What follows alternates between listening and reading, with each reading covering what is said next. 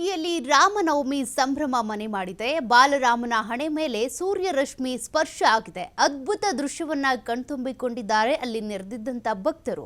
ರಾಮಲಲ್ಲಾನಿಗೆ ಸೂರ್ಯ ನಮನ ಆಗಿರೋದು, ವಿಶೇಷ ಪೂಜೆ ಸಲ್ಲಿಸಿದ್ದಾರೆ. ರಾಮ ಮಂದಿರದಲ್ಲಿ ಸೂರ್ಯ ಚಮತ್ಕಾರ ಆಗಿದೆ. ಸೂರ್ಯ ರಶ್ಮಿ ಸ್ಪರ್ಶ ಬಳಿಕ ರಾಮನಿಗೆ ವಿಶೇಷ ಪೂಜೆ ಸಲ್ಲಿಸಲಾಗಿದೆ. ನೋಡಿ, ಆ ದೃಶ್ಯವನ್ನ ನೀವು ಗಮನಿಸ್ತಾ ಇದ್ದೀರಾ.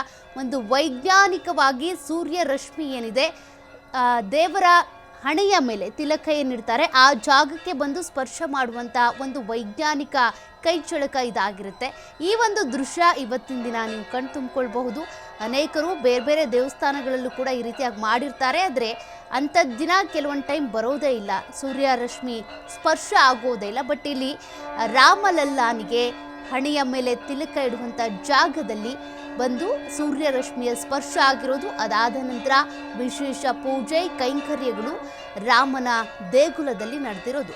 ಬಾಲರಾಮನ ಹಣೆ ಮೇಲೆ ಸೂರ್ಯ ರಶ್ಮಿಯ ಸ್ಪರ್ಶ ಆಗಿದ್ದು ಆ ದೃಶ್ಯವನ್ನ ಅಲ್ಲಿದ್ದಂಥ ಭಕ್ತಾದಿಗಳೆಲ್ಲರೂ ಕೂಡ ಕಣ್ತುಂಬಿಕೊಂಡಿದ್ದಾರೆ. ನೀವು ಕೂಡ ಆ ದೃಶ್ಯವನ್ನ ಗಮನಿಸಬಹುದು.